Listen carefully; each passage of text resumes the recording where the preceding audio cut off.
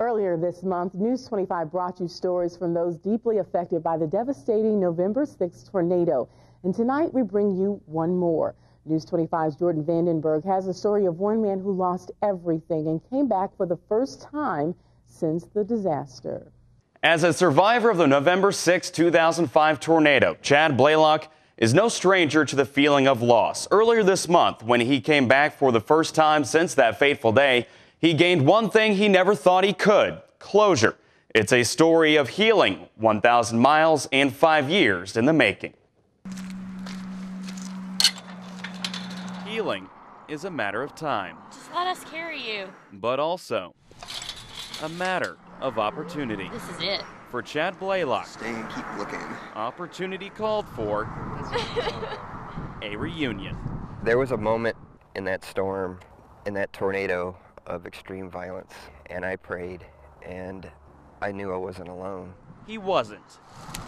Through the turmoil of the tornado came what he calls his angel. And finally, when my body went into shock and I could no longer move, there was a light. And it was your light on your helmet. And that light was like light at the end of the tunnel, I'll tell you. Just, it was like a blessing. So when you saw her for the first time, what was running through your mind?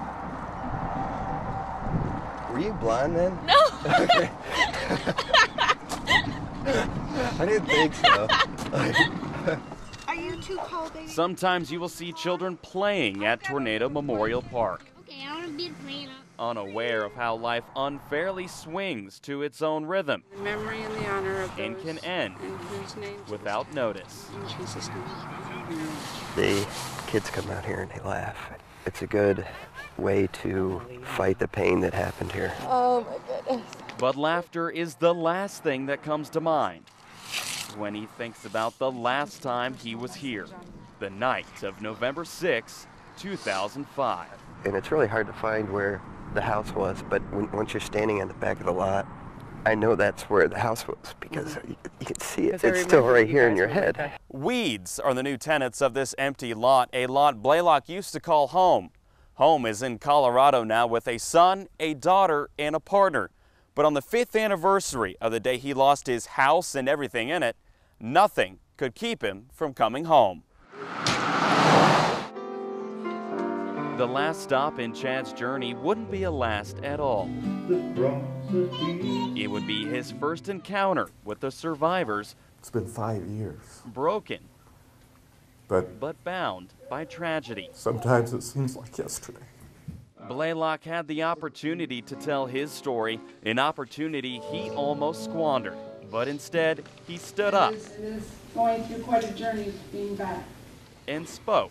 I didn't know really what I wanted to say or if I wanted to say anything.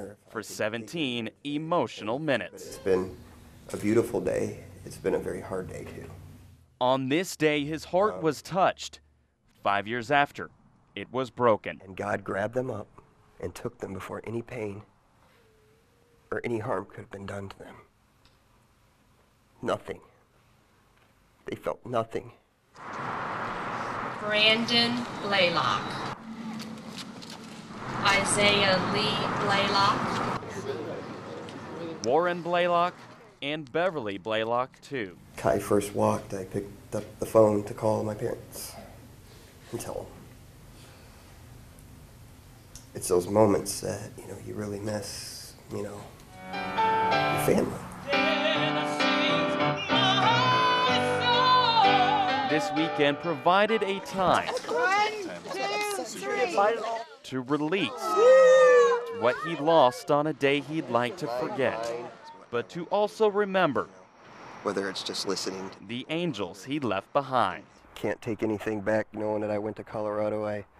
It's part of my journey. I didn't even know your name until I saw the publications that came out in the newspaper with your family in it, and I realized because of who you told me you were missing, who you were.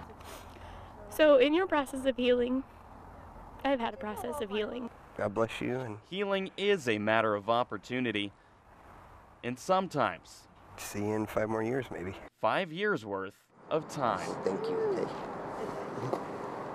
The weekend visit was such a healing experience. Blaylock tells me he wants to move back to the tri-state and start a new life with his new family. But he says he will never, ever forget what he lost that day 5 years ago. Jordan Vandenberge, News 25.